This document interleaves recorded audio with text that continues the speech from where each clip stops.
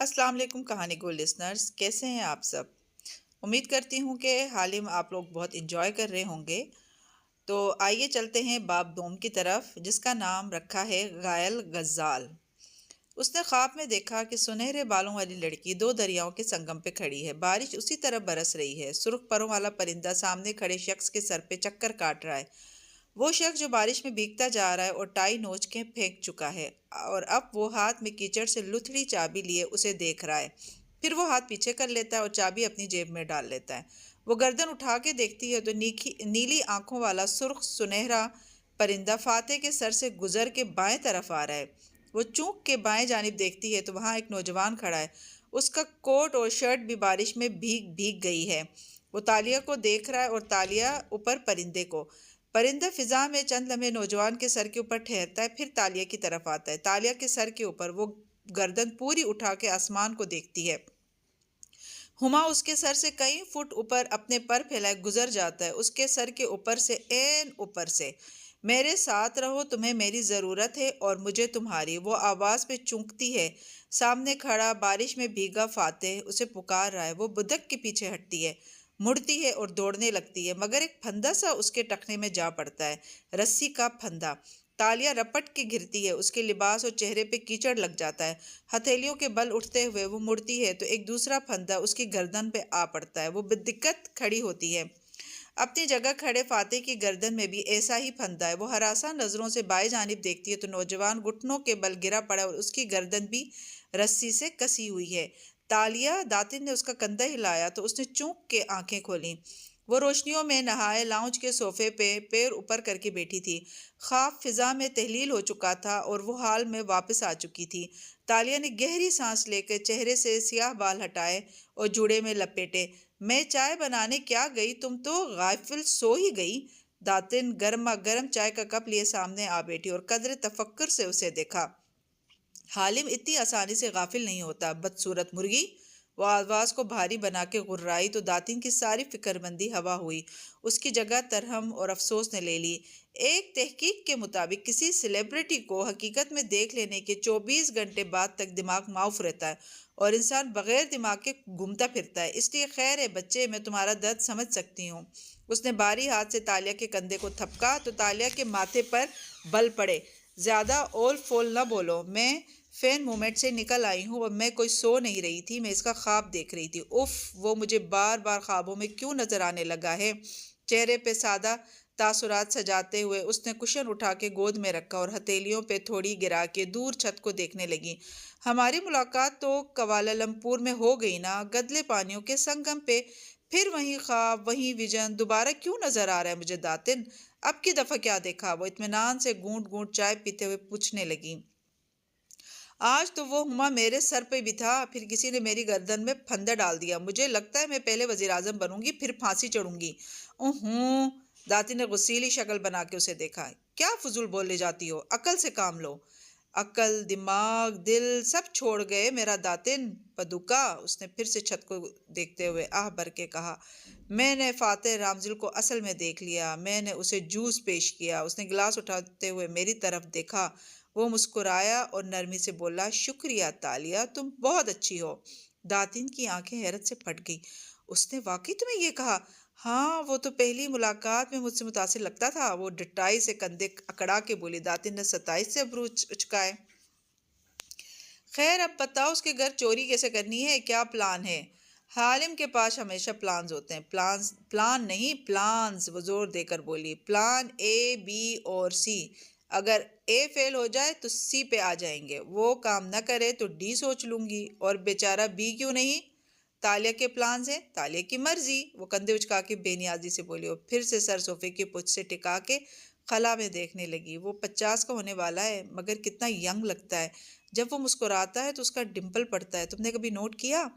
تم 28 سال کی ہو، وہ 48 کا، تمہیں اس کے بارے میں نہیں سوچنا چاہیے۔ داتن اسی سنجیدگی سے بولی، اگر کسی کو اس کے بارے میں سوچنا چاہیے تو وہ میں ہوں۔ تالیہ کو جیسے کرنٹ لگا، بلبلا کے اس نے گردن موڑی اور موٹی کالی عورت کو سر سے پیر تک دیکھا۔ تم داتن؟ وہ حیرت و صدمے سے غرا بھی نہ سکی۔ ہاں، آخر وہ میری عمر کے قریب قریب ہے۔ داتن اب کے سادگی سے مسکرائی۔ تالیہ نے غصے سے ہونٹ بیچ لیے۔ اور وہ تمہیں کیوں پسند کرے گا؟ کیونکہ عشق اندھا ہوتا ہے۔ اندھا ضرور ہوتا ہے مگر کلر بلائنڈ نہیں، وہ جل کے بولی۔ تو داتی نے ساتھ رکھا کشن اٹھایا اور کھینچ کے اسے دے مارا۔ اس نے دونوں بازو آگے کر لیے تو ان سے ٹکرا کے نیچے گر گیا۔ خیر، داتن نے خفگی سے چائے کا گھونٹ بھرا اور شانے اچکائے۔ ماڈرن سائنس نے گورا ہونے کے انجیکشنز بنا لیے ہیں، پتلے ہونے کے پھر بھی نہیں بنائے۔ وہ اب کی مسکراہٹ دبا کے بولی۔ داتن نے ہاتھ جلا کے جیسے اس کی بات ہوا میں اڑائی۔ زیادہ خواب مت دیکھو اس کے، وہ تمہارے باپ کی عمر کا ہے۔ ارے ہاں، وہ ٹھہری، آنکھیں چمکیں۔ اس کی بیٹی آریانہ بھی تو کھوئی تھی نا، یا مر گئی تھی مگر لاش نہیں ملی تھی۔ ہم نے سکہ چرانے اس کے گھر داخل ہی ہونا ہے نا، کیوں نہ تم آریانہ بن کے چلی جاؤ؟ تالیہ نے افسوس سے اسے دیکھتے گردن دائیں بائیں ہلائی۔ آریانہ 6 سال پہلے کھوئی تھی جب وہ 7 سال کی تھی۔ اب اگر وہ زندہ بھی ہوئی تو 13 سال کی ہوگی اور میں 28 کی ہوں۔ تم آریانہ کی کوئی دوست یا ٹیچر بن کے بھی جا سکتی ہو نا۔ اپنی دبلی پتلی عقل پہ اتنا زور نہ دو اور پلاننگ کا کام مجھ پہ چھوڑ دو۔ اور اگر اپنی چابی چرانے کے لیے مجھے فاتح رامزل سے ملنا ہی پڑا تو میں اس کی بیٹی بن کے نہیں جانے والی۔ پھر اس نے مسکرا کے چھت کو دیکھا اور جیسے خواب بنے۔ میں تو ایسی سچویشن بناؤں گی جس میں اس کو مجھ سے پہلی نظر کی محبت ہو جائے۔ ابھی تو تم کہہ رہی تھی کہ تم اس سے ملی تھی اور اس نے تمہاری تعریف بھی کی تھی، جیسے تمہیں تو معلوم ہی نہیں کہ میں جھوٹ بول رہی تھی۔ وہ اسی ڈٹائی سے ترنت بولی، پھر صوفے سے اتری اور پیروں میں سلیپرز گھسیڑے۔ میں کیل کی سب سے ماہر اسکام آرٹسٹ اس لیے ہوں مسز لیانا دانش صابری، کیونکہ جب میں اپنا کردار لکھتی ہوں تو دنیا مجھے اتنا اور ویسا ہی دیکھتی ہے جتنا اور جیسا میں ان کو دکھانا چاہتی ہوں۔ میں نے اب تک بہت سے رول کیے ہیں مگر یہ رول سب سے دلچسپ ہوگا۔ فاتح اور میرے راستے کہیں نہ کہیں جا کر ملتے ہیں۔ ہماری قسمت ایک دوسرے کے ساتھ جڑی ہے اور میرے خواب کے مطابق ہم تینوں کے سروں پہ ہما پرندہ تھا اور پھر تینوں کی گردن میں پھندے تھے۔ اچھا یا برا، اس کام کا انجام بہت دلچسپ ہوگا۔ موٹی مرغی، وہ عزم سے کہتی مسکرا کے آگے بڑھنے لگی تو داتن نے کپ نیچے کیا اور چونک کے اسے پکارا۔ تینوں؟ تیسرا کون؟ اس سوال پہ وہ بھی ٹھٹکی، جیسے حیرت سے سوچا ہو۔ ارے ہاں، اس دفعہ جب وہ منظر ذرا آگے چلا تو اس میں ایک تیسرا شخص بھی تھا۔ کون کون؟ موٹی جوش سے آگے ہوئی۔ تالیہ نے انگلی تھوڑی پہ رکھ کے آنکھیں اوپر کیے ذرا سا سوچا۔ میں نے اسے کہیں دیکھ رکھا ہے۔ تالیہ کو کبھی کچھ نہیں بھولتا مگر اس نے آنکھیں بند کی۔ وہ نوجوان کون تھا؟ یاد نہیں آ رہا۔ یاد کرنے میں ناکام ہوئی تو سر جھٹک کے سیڑھیوں کی طرف بڑھ گئی۔ گڈ نائٹ داتن پدوکا، صبح ملتے ہیں۔ کوشش کرنا کہ میری نیند کے دورانیے میں تم میرے فریج کی ایسی ہی حفاظت کرو جیسے میرے رازوں کی کرتی ہو۔ فکر ہی نہ کرو۔ وہ چپتی نگاہوں سے اسے دیکھتے ہوئے اونچا سا بولی تھی۔ تالیہ سیڑھیاں چڑھتی گئی تو اس نے جلدی سے کپ رکھا، موبائل نکال کے اسکرین روشن کی، پھر گردن اٹھا کے احتیاط سے دیکھا۔ تالیہ باہر نہیں آنے والی تھی۔ داتن مسکرائے، جلدی سے گوگل ٹیب میں ٹائپ کرنے لگی، پتلا ہونے کے لیے سرجری، اور فاتحانہ مسکراہٹ کے ساتھ گو بٹن دبا دیا۔ چند گھنٹے پیچھے واپس چلتے ہیں۔ تنگو کامل کے ڈرائنگ روم سے مہمان نکل کے راہداری میں آ کھڑے تھے جہاں کم عمر علی بن کامل نے فاتح رامزل کو شیشے کی ڈبیا میں سجا سکہ پیش کیا تھا۔ ویسے یہ اوریجنل نہیں ہے، اوریجنل میں ایک طرف نصیر من الدنیا والدین لکھا ہوتا ہے، مگر آئی لائک اٹ۔ سچائی سے تبصرہ کیا تو میزبان ایک دم شرمندہ ہو گئے، مگر وہ آدمی اتنا بے پرواہ، اتنا بے نیاز تھا کہ اسے ان کے تاثرات سے فرق نہیں پڑتا تھا اور اس کی بات کو کوئی برا نہیں مانتا تھا، نہ مان سکتا تھا۔ وہ ملے قوم کو بہت محبوب تھا۔ ایک ہی فقرے میں اس نے ایمانداری سے پسندیدگی کا اظہار بھی کر دیا۔ پھر ذرا ٹھہرا۔ اسرا، یہ تمہارے بریسلٹ کی طرح نہیں لگتا جو تمہیں ایش نے دیا تھا، ہے نا؟ مسکرا کے کہتے ہوئے اس نے باکس پیچھے کھڑے اپنے باڈی مین کی طرف بڑھا دیا۔ وہ آگے بڑھ گیا اور باڈی مین سکہ جیب میں ڈالتا آگے بڑھنے کو تھا کہ ٹھہرا، یوں ہی گردن موڑی، نظر دور پیچھے کچن کی چوکھٹ پہ کڑی ملازمہ پہ پڑی۔ یہاں واضح روشنی تھی، تیز سفید لائٹس، اندر تو زرد فینسی لائٹس تھی، اس لیے آتے جاتے ملازموں کی شکلوں پہ وہ غور نہیں کر سکا تھا، مگر یہاں وہ سفید روشنیوں میں نہائی کھڑی شل سی سوگوار سی اس سکے کو دیکھ رہی تھی جسے باڈی مین جیب میں ڈال رہا تھا۔ اس نے ایک نظر اس کی آنکھوں کو دیکھا اور پھر مڑ گیا۔ باہر آیا تو گاڑیوں کے دروازے بند ہو رہے تھے۔ دعا سلامت الوداعی کلمات وہ اپنے نئے کوٹ اور ٹائی کو لاشعوری طور پہ درست کرتا اس سیاہ کار تک آیا جس کی پچھلی نشست پہ فاتح رامزل اور اس کی بیوی بیٹھ چکے تھے۔ ڈرائیور نے اسٹیئرنگ سنبھالا اور باڈی مین فرنٹ سیٹ پہ مستعد سا بیٹھ گیا۔ کار چل پڑی۔ اس نے بیک ویو مرر پہ نگاہ دوڑائی۔ پیچھے بیٹھا فاتح رامزل جیب سے اینک نکال کر آنکھوں پہ ٹکا رہا تھا۔ پھر اس نے اسی جیب سے سیل فون نکالا اور اسکرین روشن کر کے دیکھنے لگا۔ باڈی مین نے ہاتھ بڑھا کے شیشہ ذرا سا ترچھا کیا تاکہ دونوں میاں بیوی دکھائی دے۔ ڈرائیور نے ایک نظر اس پہ ڈالی مگر ٹوکا نہیں اور ڈرائیونگ کرتا رہا۔ اب شیشے میں وہ دونوں نظر آ رہے تھے۔ اسرا گردن موڑے کھڑکی کے باہر بھاگتے درختوں کو دیکھ رہی تھی۔ دونوں ہاتھ گھٹنے پہ اوپر نیچے رکھے ہوئے تھے اور ایک کلائی میں طلائی بریسلٹ دکھائی دے رہا تھا۔ تمہیں ان کے اینٹیک تحفے کے بارے میں ایسا نہیں کہنا چاہیے تھا فاتح، علی کو برا لگا ہوگا۔ علی کون؟ وہ اسکرین انگلی سے نیچے کرتے مصروف سا بولا تھا۔ اسرا نے چہرہ موڑ کے مذمتی نگاہوں سے اسے دیکھا۔ شیلا کا بیٹا؟ اچھا اس کا نام علی ہے؟ اس نے سر کو خم دیا اور سیل فون پہ ای میلز نیچے کرتا گیا۔ باڈی مین بار بار آئینے پہ نظر ڈالتا پھر ونڈ اسکرین کے پار دیکھنے لگتا۔ وہ ملک کا سب سے محبوب کپل تھا، ان کو بار بار دیکھ کے بھی دل نہیں بھرتا تھا۔ تم نے استعفیٰ والی بات کا جواب نہیں دیا۔ ہم یہ فیصلہ کر چکے تھے کہ تم ریزائن دو گر ہم امریکہ واپس چلے جائیں گے۔ فاتح نے جواب نہیں دیا، وہ اسکرین کو انگلی سے دباتا ٹائپ کر رہا تھا۔ اسرا چند لمحے کے لیے خاموش ہوئی۔ سرخ بھورے بالوں والی وہ خوبصورت عورت، دبلی پتلی اسمارٹ سی، ماتھے پہ کٹے بال گرتے تھے اور باقی بالوں کا آدھا باندھ رکھا تھا۔ گردن میں موتیوں کا نیکلس تھا اور بھوری آنکھوں میں تلخی سی تھی۔ تمہاری انہی باتوں کی وجہ سے بہت سی لابیز ہمیں چھوڑ چکی ہیں۔ اپنے کریزما اور فین فالوئنگ سے باہر نکل کے دیکھو تو تمہارا کوئی سیاسی مستقبل نہیں ہے۔ بارسٹر نیشنل کا چیئرمین منتخب ہونے کے لیے ہمیں فنڈز چاہیے جو ہمارے پاس نہیں ہے۔ پہلے پارٹی الیکشن پھر جنرل الیکشن، ہم کچھ بھی افورڈ نہیں کر سکتے۔ میرا بزنس پہلے ہی اشر بھائی کے قرضوں تلے دبا ہے، میں مزید قرضے نہیں لے سکتی۔ تم نے آج تک سیاست کچھ نہیں بنایا اور میں اس کی قدر کرتی ہوں، مگر اب میں مزید تمہیں ایک کھوکھلے خواب کے پیچھے پیسہ اور محنت لٹاتے نہیں دیکھ سکتی۔ وہ اب کے نرمی سے کہہ رہی تھی۔ وہ جواب دیے بنا موبائل کی طرف متوجہ رہا۔ ہمارے ساتھ کوئی لابی، کوئی سیاسی اتحاد نہیں ہے۔ اگر کوئی پارٹی کا صدر بننے کے لیے الیکشن میں کھڑا ہو سکتا ہے تو وہ تم نہیں ہو فاتح۔ تمہارے ٹویٹر فالوورز کے علاوہ ہمارے ساتھ کوئی نہیں کھڑا۔ وہ اشر ہے، ایش نوجوان ہے، ملیشیا کا جسٹن ٹروڈو، اس کے پاس پیسہ ہے، اس کے ساتھ سیاسی حلیف کھڑے ہیں، وہ ممبر پارلیمنٹ ہے اور محنت کر کے اس مقام پہ آیا ہے۔ میں اس کے لیے نہیں کہہ رہی کہ وہ میرا بھائی ہے، بلکہ وہ نوجوان نسل کا نیا لیڈر ہے، اس کی کمپین میں زیادہ چام ہے۔ تم ایک زمانے میں بہت پاپولر تھے اور خدا کا شکر ہے کہ اب بھی ہو، مگر تمہارے غیر سیاسی فیصلوں نے تمہارا چام کم کر دیا ہے، تمہارے ووٹ کم ہو گئے۔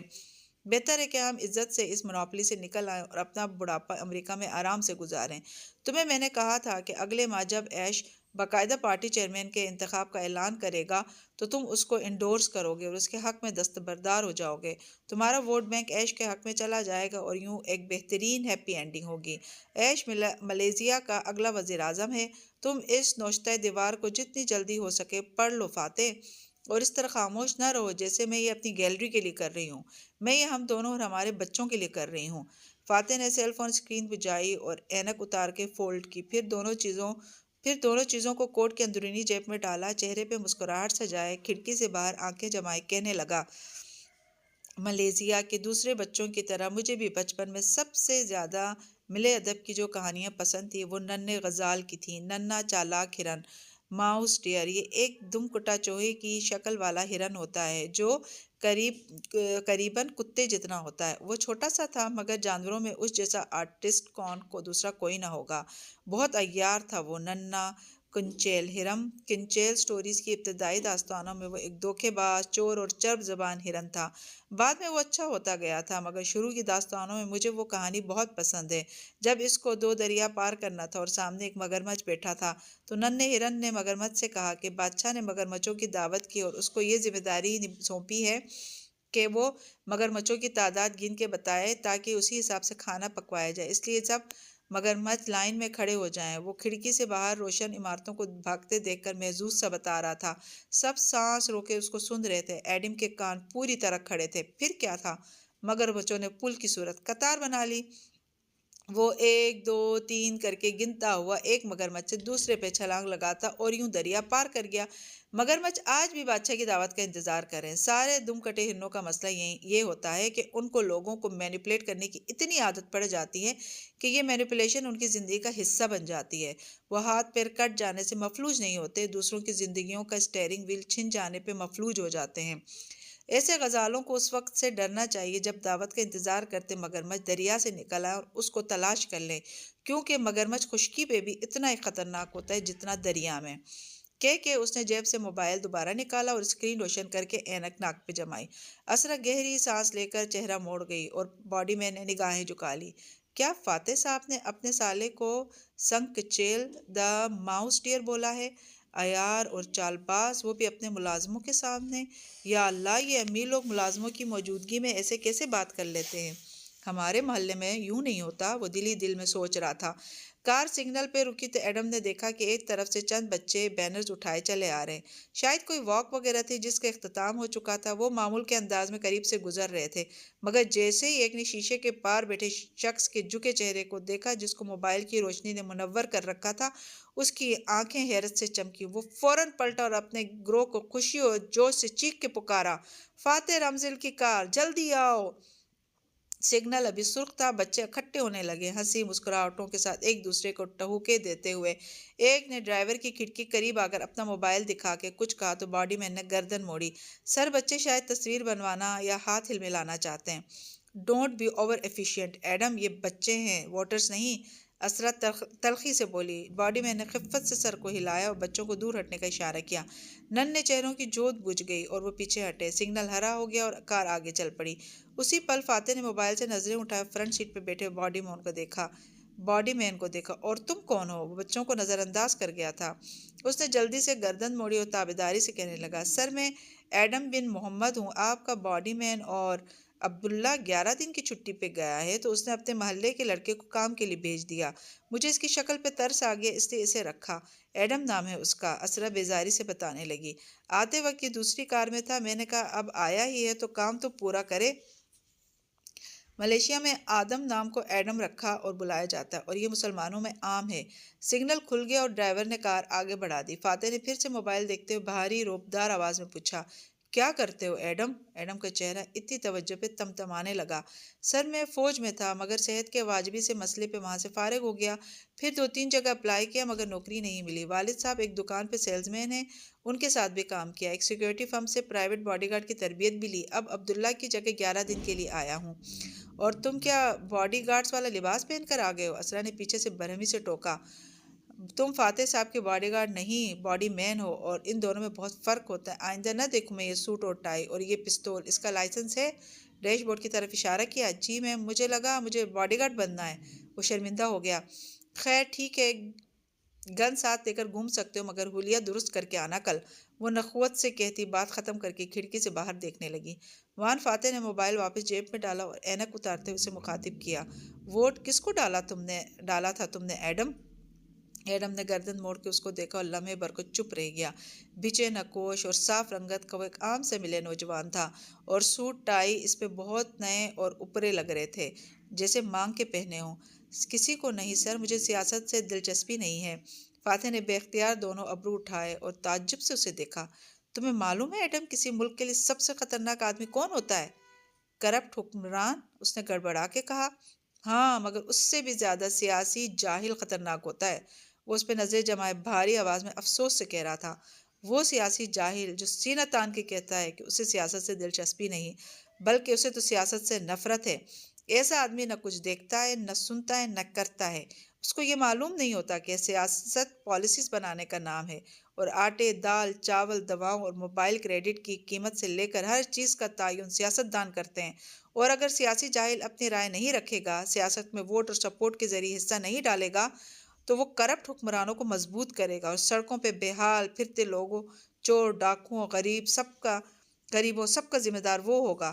مجھے زیادہ خوشی ہوتی ہے ایڈم اگر تم کہتے کہ تم نے میرے مخالف کو ووٹ ڈالا تھا، کیونکہ تب مجھے لگتا ہے کہ میں ایک سیاسی خواندہ سے بات کر رہا ہوں جس کی کوئی سوچ ہے، بھلے مجھ سے مختلف ہو، مگر کوئی نظریہ، کوئی رائے، کچھ تو ہے اس کے پاس۔ یہ انسان کی آزادی رائے ہوتی ہے جو ہمیں ایک دوسرے سے مختلف کرتی ہے، ورنہ ہم میں اور بھیڑ بکریوں میں کیا فرق ہے؟ آخر میں کندھے اچکا کے وہ کھڑکی سے باہر دیکھنے لگ گیا۔ ایڈم پہ تو گھڑوں پانی پڑ گیا، اس نے چہرہ بالکل جھکا دیا۔ دونوں میاں بیوی کو گھر اتار کے وہ کار سے نکلا اور چھٹی لے کر باہر آ گیا۔ آدھے گھنٹے کی بس کی خواری کے بعد وہ اپنے گھر کے باہر کھڑا تھا، ایک منزلہ چھوٹا سا گھر جس کی چھت مخروطی تھی اور دیواریں لکڑی کی تھیں۔ کھڑکیاں اس پہر بھی روشن تھیں، ضرور اس کی ماں جاگ رہی تھی۔ وہ احتیاط سے دروازہ کھول کے اندر آیا اور کوٹ اتار کے سٹینڈ پہ ٹانگا، پھر پلٹا تو دیکھا کچن کے دروازے پہ ویسے ہی چینی نقوش والی عورت کھڑی تھی۔ ایڈم تم آ گئے، کھانا لاؤں؟ لکڑی کی راہداری میں سدا بہار پھولوں کی مہک پھیلی تھی۔ گھر میں جا بجا چھوٹے برتنوں، ٹین ڈبوں اور بوتلوں میں پودے اور بیلیں لگی تھیں۔ بھوک نہیں ہے ماں؟ وہ بددلی سے سر جھکائے کہتا آگے آیا۔ باپا سے کہنا کہ یہ سوٹ دکان پہ واپس کر دیں، کل سے مجھے دوسری قسم کے سوٹ پہننے ہوں گے، 2 پیس ٹائپ۔ مگر گارڈز تو ایسے ہی ٹوٹڈ بوٹڈ رہتے ہیں نا؟ ادھیڑ عمر عورت حیران سی ہوئی، مگر وہ چہرہ لٹکائے کچن میں اور داخل ہوا اور کرسی کھینچ کے خاموشی سے بیٹھ گیا۔ عبداللہ نے کہا تھا مجھے باڈی مین بننا ہے، میں سمجھا وہ باڈی گارڈ ہی ہوتا ہے۔ باڈی مین کیا ہوتا ہے؟ ماں نے چمبے سے کہتے سامنے والی کرسی کھینچی۔ چھوٹا سا کچن نفاست سے صاف کیا گیا تھا اور کھڑکی پہ جالی دار پردے لہرا رہے تھے، وہاں بھی چھوٹے چھوٹے سے سرسبز پتوں والے گملے رکھے تھے۔ ایڈم نے بجھا ہوا چہرہ اٹھایا، ماں کا چہرہ دیکھا۔ باڈی مین پرسنل ایڈ کو کہتے ہیں ماں، جیسے سیکرٹری اسسٹنٹ؟ نہیں ماں، سیاست دانوں کے سیکرٹری بڑے لوگ ہوتے ہیں، پولیٹیکل سیکرٹری الگ، پرسنل سیکرٹری الگ، باڈی گارڈز بھی ماہر تربیت یافتہ کمانڈوز ہوتے ہیں۔ میں صرف باڈی مین ہوں، پرسنل ایڈ۔ جب انہیں پیاس لگے تو پانی پکڑانا ہے، جب وہ کھانا کھانے لگے تو نیپکن سامنے کرنا ہے، جب وہ دستخط کرنے لگیں تو قلم کھول کے ان کے ہاتھ میں تھمانا ہے، ہر وقت مستعد اور تیار ان کے قریب رہنا ہے کہ کہیں ان کو کسی چیز کی ضرورت نہ پڑے۔ یعنی کہ نوکر؟ وہ دھک سے رہ گئی۔ نوکر بھی فلپینو ہوتے ہیں، ایجنسی سے کانٹریکٹ کر کے آتے ہیں ماں، نوکر بہتر ہوتے ہیں۔ باڈی مین تو ایک نو باڈی ہوتا ہے، بس چند دن کی ہی تو بات ہے، پھر ختم ہو جائے گی یہ نوکری۔ اس کے بعد میں کیا کروں گا؟ 2 ماہ بعد میری شادی ہے اور میرے پاس نوکری تک نہیں ہے۔ تم فاتح رامزل سے کہو کہ وہ تمہاری کہیں سفارش کرا دے۔ اوہ میری بھولی ماں! ایڈم نہ چاہتے ہوئے بھی ہنس دیا۔ وہ فاتح رامزل ہے، وہ کسی کا کوئی کام نہیں کرتا، اس پہ ایک دنیا مرتی ہے، لوگ اس پہ پیسہ لٹاتے ہیں، اس کے اعزاز میں بڑی بڑی تقریبات کرتے ہیں اور اس کی پارٹی کو فنڈز دیتے ہیں، مگر وہ نہ کسی سے کچھ مانگتا ہے، اور اگر کوئی کروڑوں بھی خرچ کر دے تو وہ تھینکس کہہ کر آگے بڑھ جاتا ہے۔ وہ کسی کا احسان رجسٹر نہیں کرتا، کہتا ہے میں کسی کو بدلہ نہیں دے سکتا، ہم سب بہتر ملیزیا کے لیے کام کر رہے ہیں، گڈ، بس آپ فاتح رامزل کے لیے جان بھی دے دیں تو وہ تھینکس کہہ کے چلا جائے گا۔ اس کے اتنے چاہنے والے ہیں، اس پہ لوگ اتنا کچھ لٹانے کو تیار ہوتے ہیں کہ اس کو ان چیزوں میں دلچسپی ہی نہیں۔ وہ ایک الگ طرح کا بندہ ہے، میں تو اس سے کیا سفارش کرواؤں گا، وہ تو میری طرح بلا ضرورت دیکھے گا بھی نہیں، وہ بہت بہت اونچا آدمی ہے ماں۔ ایڈم، اس کی ماں نے جھک کے اس کے ہاتھ پہ ہاتھ رکھا اور اس کی بجھی آنکھوں میں دیکھ کے نرمی سے گویا ہوئی۔ اگر وہ اتنا ہی خود غرض آدمی ہوتا تو سارا ملک اس سے محبت کیوں کرتا؟ ایڈم نے پلکیں اٹھائیں، ان میں ناسمجھی کسی کیفیت تھی۔ لوگ فاتح سے محبت اس لیے کرتے ہیں کیونکہ وہ ان کو بے نیاز لگتا ہے۔ وہ امریکہ میں ایک ایماندار اور محنتی پروزیکیوٹر رہا تھا، پھر اپنا کیریئر چھوڑ کے وہ قوم کے لیے واپس آیا اور اس نے الیکشن لڑا، اپنے حلقے میں اس نے سکولز بنائے، کالجز بنائے، اس نے لوگوں کے لیے کام کیا اور وہ دن بدن مشہور ہوتا گیا۔ ایسے میں اس کے گرد سارے مفاد پرستوں کا ٹولہ جمع ہو گیا، جن کو امید ہے کہ اگر وہ اس پہ پیسہ خرچ کریں گے تو رامزل حکومت میں آ کر ان کو اونچے عہدوں سے نوازے گا۔ مگر تم یہ دیکھو کہ وہ ان غریب بچوں کے لیے جو اس کو کچھ نہیں دے سکتے، سکولز تو بناتا جاتا ہے، مگر امیر دوستوں کو تھینکس کہہ کے آگے بڑھ جاتا ہے، کیونکہ ہر وہ شخص جو فاتح رامزل کے قریب اس سے چپکا ہوا ہے وہ اپنے ذاتی مفاد کے لیے وہاں موجود ہے۔ جیسے شہد کے اوپر مکھیاں چمٹ جاتی ہیں، سب کو اپنا حصہ چاہیے، اسی لیے وہ ایسے لوگوں سے سرد رویہ رکھتا ہے، تاکہ ہر ایک کو یہ واضح ہو جائے کہ وہ کسی لیے کچھ نہیں کرے گا۔ ایڈم نے سمجھتے سر ہلا دیا، بات اس کی سمجھ میں آ رہی تھی۔ تم پہلے سے ہی جانتے ہو کہ وہ تمہارے لیے کچھ نہیں کرے گا، تو ایڈم تم اس سے امید نہ لگاؤ، کوئی درخواست کرو نہ کسی مفاد کے لیے اس کو اپنے کام سے متاثر کرنے کی کوشش کرو۔ غریب کو بھی مفاد چاہیے، امیر کو بھی مفاد چاہیے، تم ان دونوں کی طرح نہ بنو۔ پھر میں کیا بنوں؟ باڈی مین، وہ سادگی سے مسکرائی۔ تم اس کے باڈی مین بنے رہو کہ 11 دن بغیر کسی لالچ، کسی غرض اور کسی لمبی اسکیم کے تم اللہ سے ڈرتے رہو اور یہ سوچو کہ تم نے پوری سچائی، ایمانداری اور وفاداری سے اپنے مالک کی خدمت کرنی ہے۔ اسے غریب دوست بھی مل جائیں گے، امیر دوست بھی، مگر سچائی، ایمانداری اور وفا آج کل نابیت ہوتی جا رہی ہے۔ تم بس یہ 11 دن اس کے ہو کر رہو، اس کے لیے جان مارنی پڑے جان مارو، جان لگانی پڑے تو لگا دو، اس کی حفاظت کرو، اس کے کام آؤ، اپنے استطاعت سے بڑھ کے اس کی خدمت کرو اور کسی بدلے کی امید نہ رکھو، جو تمہارے نصیب میں ہے وہ تمہیں مل جائے گا۔ ٹھیک ہے، ایڈم نے سر ہلایا اور پھیکا سا مسکرایا۔ بات اس کی سمجھ میں آ گئی تھی۔ میں پوری سچائی، ایمانداری اور وفاداری سے اس کی خدمت کروں گا، اور بے شک وہ مجھے اس کا بدلہ نہیں دے گا، لیکن اب مجھے اس بات کی پرواہ نہیں ہوگی۔ ایڈم، اس کی روشن آنکھوں میں دیکھتے ماں مسکرائی اور اس کے ہاتھ پہ دباؤ بڑھایا۔ صداقت، امانت اور وفا کا بدلہ ہمیشہ ملتا ہے۔ تم دیکھنا، کسی کے بغیر خدمت سے اللہ تمہیں وہ وقت لگائے گا کہ ساری دنیا دیکھے گی۔ ایڈم ہلکا سا ہنس پڑا۔ میری بولی ماں، 11 دن کی ہی تو بات ہے، ان 11 دنوں کی خدمت اسے یاد بھی نہیں رہنی۔ اور پھر گھڑی دیکھتا اٹھ کھڑا ہوا، اسے اب سونے جانا تھا۔ ماں بھی ساتھ ہی اٹھ گئی۔ اس وقت ایڈم بن محمد کو نہیں معلوم تھا کہ ان 11 دنوں کے اختتام پہ کون سی بلا اس کا انتظار کر رہی ہے۔ اگر وہ جانتا ہوتا تو فاتح رامزل کی ملازمت تو درکنار، وہ اس شہر، اس ملک کو ہی چھوڑ کے کہیں دور بھاگ جاتا۔ اگلی صبح منہ اندھیرے جو بارش شروع ہوئی تو سورج نکلنے تک کیل بھیگتا ہی رہا۔ کیل میں ہر دوسرے تیسرے روز بارش ہوا کرتی تھی۔ اگر 4-5 دن خشک گزر جائیں تو مسجدوں میں بارش کے لیے دعا کروائی جاتی تھی۔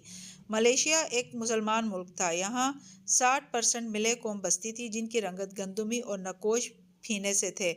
یہ مسلمان تھے۔ 30% چائنیز تھے ادھر، جو خوب گورے اور اصلی چینی نقوش کے حامل تھے۔ یہ بدھسٹ ہوتے تھے عموماً۔ باقی 10% تامل انڈین تھے۔ یوں مختلف ادیان اور ثقافتوں سے مزین یہ رنگا رنگ اور جادوئی سا ملک تھا۔ مسلم اکثریت کے باعث یہاں اسلام کا رنگ نمایاں نظر آتا تھا۔ مسلم عورتیں قابل اعتراض لباس میں نہیں پھرتی تھیں۔ اگر مغربی لباس زیبتاً کرتیں تو بھی پورا کرتیں، ورنہ عموماً ملے طرز کے لباس پہنتی، جو کھلی سی اسکرٹ اور گھٹنوں تک آتی قمیض پہ مشتمل ہوتا تھا۔ خواتین کی ایک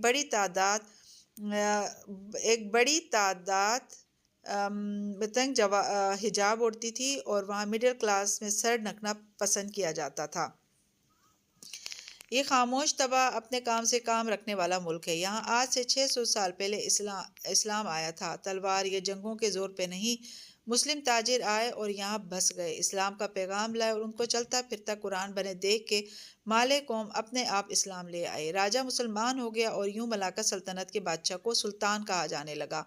دیکھتے دیکھتے امن امان سے لوگوں کی اکثریت مسلمان ہو گئی۔ جب 1957 میں ملیشیا نے انگریز سامراج سے آزادی حاصل کی، تب بھی کوئی جنگ و جدل نہیں ہوا، بات چیت سے معاہدے ہوئے اور ملیشیا الگ ہو گیا۔ ملیشیا میں بھی پارلیمنٹ اور وزیر اعظم ویسے ہی کام کرتے ہیں جیسے پاکستان میں، مگر ان کا ایک بادشاہ بھی ہوتا ہے جو KL کے ایک محل میں رہتا ہے۔ ہر 5 سال بعد نیا بادشاہ آتا ہے اور اس کی یہاں وہی حیثیت ہے جو پاکستان میں صدر کی۔ کوئی خاص کام کاج نہیں کرتا، بس ایک اعزازی کرسی ہے جس سے وہ لطف اندوز ہوتا ہے۔ ملیشیا ہر ریاست کا اپنا منتری بیسار ہوتا ہے، جیسے پاکستان میں صوبے ہیں اور ان کے وزرائے اعلیٰ۔ ملیشیا میں سارے وزیروں، وزرائے اعلیٰ اور بادشاہ سے بھی زیادہ طاقتور ایک شخص ہوتا ہے، وہ آدمی جس کو پارلیمنٹ منتخب کر کے وزیر اعظم یا پردھان منتری بناتی ہے۔ عموماً یہ ہوتا ہے کہ جس سیاسی جماعت کو زیادہ ووٹ ملتے ہیں ان کے چیئرمین کو وزیر اعظم بنایا جاتا ہے۔ اس لیے اگر کسی کو ملیشیا کا وزیر اعظم بننا ہے تو پہلے اس کو اپنی سیاسی جماعت کے ہر 5 سال میں ایک دفعہ ہونے والے انٹرا پارٹی الیکشن میں چیئرمین کی کرسی کے لیے انتخاب لڑنا پڑے گا۔ اگر وہ چیئرمین منتخب ہو جائے اور پارٹی پارلیمنٹ میں اکثریت حاصل کر لے تو پارٹی چیئرمین ہی وزیر اعظم بنے گا۔ وہاں پارٹی چیئرمین ہر 5 سال بعد منتخب ہوتے ہیں، اولاد کو وراثت میں پارٹی نہیں دی جاتی۔ 90 کی دہائی تک ملیشیا کچرے کا ڈھیر ہوتا تھا، بھوکا، کمزور اور لٹا پٹا ملک جس کو کرپشن کا کینسر کھائے جا رہا تھا۔ پھر ان کو ڈاکٹر مہاتیر بن محمد جیسا لیڈر ملا جس نے یہ ثابت کیا کہ اگر کسی پارٹی کا صرف چیئرمین ہی بھی ایماندار و بہادر ہو اور نیچے بھلے پوری پارٹی بے ایمان ہو تو بھی وہ ایک شخص سارا ملک بدل سکتا ہے۔ اس آدمی نے ملیشیا کے ادارے مضبوط کیے، عدل و انصاف کا نظام لایا اور ملک کو کرپشن سے پاک کیا۔ نتیجتاً ملک خوشحال ہونے لگا، سیاح آنے لگے، ملیشیا کی خوبصورتی کے چرچے ہونے لگے اور ملک دولت اور ترقی سے مالا مال ہوتا گیا۔ لوگ حکومت سے اتنے خوش تھے کہ بار بار اسی پارٹی کو منتخب کرتے گئے۔ بارسن نیشنل خود کو کوئی پارٹی نہیں تھی بلکہ بہت سی پارٹیوں کا اتحاد تھی۔ جہاں اس پارٹی نے ملک کو اچھے سے چلایا وہیں بے پناہ سیٹیں ملنے کے باعث اس کی اپوزیشن ختم ہو گئی۔ ضرورت سے زیادہ طاقت ہمیشہ انسان کو خراب کر دیتی ہے۔ یوں گزشتہ انتخابات میں پہلی دفعہ بارسن نیشنل قومی فرنٹ الیکشن ہار کے اپوزیشن میں آ گئی، اور جس وقت کی کہانی ہم بیان کر رہے ہیں اس وقت یہ مقبول جماعت اپوزیشن میں بیٹھی ہے۔ لیکن لوگ موجودہ حکومت سے بھی خوش نظر آتے ہیں، کیونکہ عوامی رائے سے زیادہ جلدی بدلنے والی شے کوئی نہیں ہوتی۔ اس لیے نوشتہ دیوار یہ کہتا ہے کہ بارسن نیشنل اپنی خامیوں پہ قابو پا کر اگلے سال کے انتخاب جیت کر اقتدار میں آئے گی اور لازماً اس کا چیئرمین ہی اگلا وزیر اعظم بنے گا۔ ملائیشیا کا میڈیا پاکستان سے بالکل مختلف ہے۔ جہاں پاکستان کا میڈیا پہلے آزاد اور پھر آوارہ ہوتا گیا، ملائیشیا کا میڈیا سرکاری دباؤ تلے ہی رہا۔ وہاں کے تمام چینل پی ٹی وی ہیں جن کا کام حکومت کے عیوب کو چھپانا اور اپوزیشن کو بالکل ہی چھپا دینا ہوتا ہے۔ اپوزیشن لیڈرز کے انٹرویوز، جلسوں اور ریلی وغیرہ کو میڈیا کوریج نہیں دیتا۔ یوں کسی بھی حکومت کی جب تک غلطیوں کی نشاندہی نہ کی جائے وہ بگڑتی چلی جاتی ہے، اور اس وقت ملائیشیا میں بھی یہی حال تھا۔ اب ہم واپس کیل کی اونچی عمارتوں تک آتے ہیں جو بارش میں کھڑی بھیگ رہی تھی۔ سرسبز پہاڑیاں، نیلا سمندر اور اونچی سرمئی عمارتیں۔ یہ ہر روز کیل تھا جیسے کسی بھیگی جنت کا ٹکڑا ہو۔ ویسا پارک سٹی کیل کا وہ علاقہ تھا جو امیر اور اثر و رسوخ رکھنے والے خاندان کا مسکن تھا۔ اس کے گرد چاردیواری بنی تھی جو اس کو باقی کیل سے منقطع کر کے خاص الخاص بناتی تھی۔ وہاں ایک کالونی میں بڑے سے لان اور پول سے گھرا ایک 3 منزلہ محل نما گھر تھا جس کے ڈائننگ ہال میں ناشتے کی میز سجی تھی اور اشتہا انگیز خوشبوئیں سارے کو مہکا رہی تھیں۔ میز پہ چھوٹے چھوٹے برتنوں میں رنگ برنگی اشیاء چنی گئی تھیں۔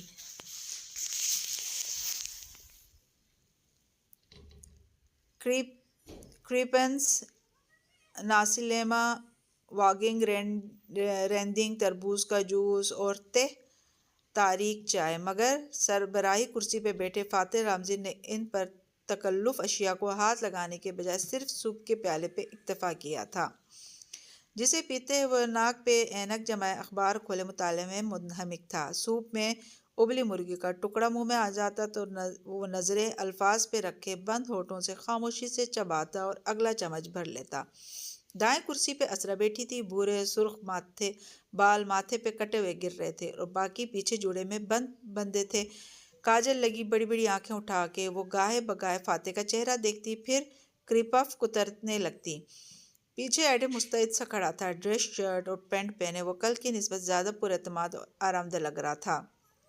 اخبار اسی نے لا کر دیا تھا اور اب وہ منتظر تھا کہ ادھر فاتح نہانے کے لیے جائے، ادھر وہ اس کا فون چارج پہ لگائے۔ بس یہی کام تھا ایک باڈی مین کے۔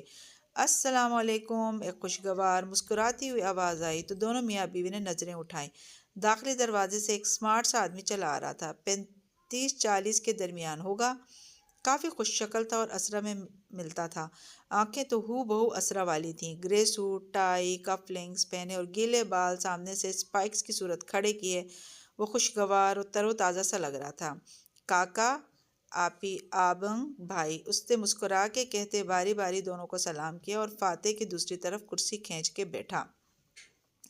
فاتح ذرا سا مسکرایا، سر کو خم دیا اور واپس اخبار پڑھنے لگا۔ اسرا البتہ پورے دل سے مسکرائی اور فخریہ محبت بری نظروں سے اسے دیکھا۔ نوارد کے ملازم نے میز پہ ٹوکری لا کر رکھی جس میں سرخ گلابی سے انویٹیشن کارڈز جھلک رہے تھے۔ کیسے ہو ایش؟ ہمیشہ کی طرح اچھا، اور سوری میں آنے سے پہلے بتا ہی نہیں سکا، وہ مسکرا کے کہنے لگا تو فاتح صفحہ پلٹتے ہوئے سادگی سے بولا، فکر نہ کرو، تمہاری بہن کو وہی آ جاتی ہے، اس لیے وہ تمہاری پسند کا ناشتہ بنا لیتی ہے، ریلیکس ناشتہ کرو۔ اسرا کی مسکراہٹ غائب ہوئی، چہرہ خفت سے گلابی ہوا، نگاہیں چرائی مگر اشر ہنس پڑا اور پلیٹ قریب کھسکائی۔ وہ کیا ہے آبنگ؟ آبنگ ملے میں بھائی کو کہتے ہیں۔ وہ کیا ہے آبنگ کے خون کے رشتوں کی کشش کے آگے دنیا کے سارے رابطے ہیچ ہوتے ہیں۔ فاتح نے اگلا صفحہ پلٹایا اور گہری سانس لے کر اخبار پہ نظریں جمائے بولا، بہت لوگ دیکھیں ایش، مگر تمہاری طرح کا ڈھیٹ جھوٹا ابھی تک نہیں دیکھا، میری خوش قسمتی ہے بھائی۔ وہ پھر سے ہنس دیا اور پلیٹ میں چاول نکالتے ہوئے ایک طرح نظر اطراف میں ڈالی۔ پیچھے کھڑے ایڈم نے محسوس کیا تھا کہ اس کی نظریں بہت تیز تھیں، عقاب جیسی نہیں، کسی لومڑی کی مانند۔ عبداللہ کہاں گیا؟ غور سے تبدیلی محسوس کر کے پوچھا۔ چھٹی پہ گیا ہے، تم سناؤ کیسے آئے؟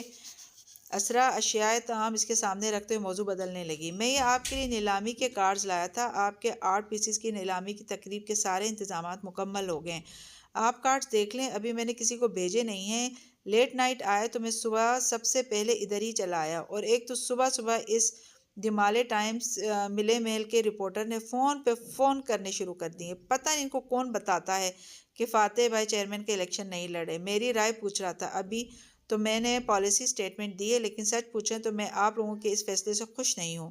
اس کے لہجے میں افسوس تھا۔ فاتح نے اخبار سے نظر تک ہٹانے کا تکلف نہیں کیا۔ سوپ پیتے ہوئے وہ کالم پڑھتا رہا۔ میں آج جو کچھ بھی ہوں، سیاست میں میرا جو مقام بھی ہے، وہ آپ دونوں بالخصوص فاتح بھائی کی وجہ سے۔ اگر بھائی مجھے انگلی پکڑ کے چلنا نہ سکھاتا، مجھے ہر وقت اپنے ساتھ نہ رکھتا، تو میں ایک عام سا وکیل ہوتا، مگر ایک ممبر پارلیمنٹ نہ ہوتا۔ اور اب جب وہ وقت آیا ہے کہ آپ دونوں مجھے چیئرمین بنا رہے ہیں، مجھے اس عہدے تک لے جا رہے ہیں جس کے میں قابل نہیں ہوں، تو آپ سیاست سے کنارہ کش ہو کے باہر جانا چاہتے ہیں؟ وہ احساس بری خفگی سے کہہ رہا تھا اور کہتے ہوئے اپنی سیاہ چمکتی آنکھوں سے باری باری دونوں کے تاثرات دیکھتا تھا۔ میں اپنے حق میں آپ کی دستبرداری کے فیصلے کی جتنی قدر کرتا ہوں، اتنا ہی مجھے اپنا آپ اکیلا محسوس ہونے لگا ہے۔ بھائی، اگر آپ لوگ چلے گئے تو مجھے کون گائیڈ کرے گا؟ کاکا، اتنی ضد مت کریں، اس نے گویا بہن کی منت کی۔ میں پولیٹیکل وائف پوسٹ کر کر کے تھک چکی ہوں ایش۔ ہمارے پاس اس مہنگے شوق کو جاری رکھنے کے لیے کوئی فنڈز نہیں ہے۔ آریہ آنے کے بعد تو میرا کسی چیز میں دل نہیں لگتا۔ میں بس واپس جانا چاہتی ہوں۔ ظاہر ہے فاتح کو اپنی فیملی بہت عزیز ہے، بیوی بچوں سے الگ تو وہ نہیں رہ سکتا۔ اشر نے خستہ کرپف کا ٹکڑا منہ میں ڈالا، اسے چباتے ہوئے پرسوچ نظروں سے فاتح کو دیکھا۔ آبنگ، آدمی کو آپ جیسا جمہوری بھی نہیں ہونا چاہیے۔ میرے حق میں دستبرداری کی میں بہت قدر کرتا ہوں، مگر یوں ملک چھوڑ کے… تمہیں کس نے کہا میں دستبردار ہو رہا ہوں ایش؟ اس نے اینک اتارتے ہوئے اور اخبار چہرے کے سامنے ہٹاتے ہوئے ٹھنڈی نظروں سے ایش کو دیکھ کے کہا، تو لمحے بھر کو نوجوان سیاستدان کی رنگت اڑ گئی، مگر وہ سنبھل کے مسکرا دیا۔ آپ کا جو بھی فیصلہ ہوگا میں آپ کے ساتھ ہوں گا آبنگ۔ جیسے آپ نے مجھے اکیلا نہیں چھوڑا، میں بھی نہیں چھوڑوں گا۔ آپ میرے آئیڈیل ہیں، کبھی مت بھولیے گا۔ Thank you. وہ اخبار تہہ کر کے کرسی دھکیلتا اٹھا اور دروازے کی طرف بڑھ گیا۔ ایڈم نے جلدی سے اس کا سیل اٹھایا اور فاتح کے پیچھے لپکا۔ ذہن میں مسلسل ماں کی باتیں گونجنے لگی تھیں۔ اسے ان باتوں کے تہ در تہ معنی اب سمجھ آنے لگے تھے۔ ڈرائنگ روم خالی ہوا تو اشر آگے کو جھکا اور فکر مندی سے بہن کو دیکھا۔ آپ نے کہا تھا بھائی جان مان گیا ہے ایش؟ اسرا نے اس کا ہاتھ دبا اور اس کی آنکھوں میں دیکھتے ہوئے بولی، میں نے تم سے وعدہ کیا تھا، اگلے وزیر اعظم تم بنو گے تو تم ہی بنو گے۔ میں فاتح کو مزید سیاست میں خود کو تباہ کرتے نہیں دیکھ سکتی۔ اسی سیاسی کمپین کے دوران آریانہ کو کھویا تھا ہم نے۔ فاتح کے پاس صرف خواب ہیں، پیسے نہیں۔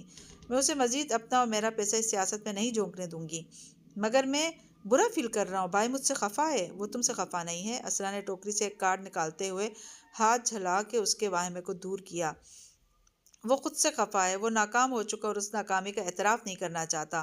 ویسے تمہیں ان کو ملک چھوڑنے کا نہیں کہنا چاہیے تھا، ملیشیا ان کے خون کا حصہ ہے۔ وہ جانچتی پرکھتی نظروں سے بہن کو دیکھتے بظاہر سادگی سے بولا تھا، میں اس سے کم پہ راضی نہیں ہو سکتی، سوری۔ پھر کارڈ کھولا تو اس کی بری آنکھوں میں ستائش ابھری۔ بہت خوبصورت کارڈز ہیں، تھینک یو ایش، تم نے میرے کہے بغیر سارا انتظام اپنے سر لے لیا۔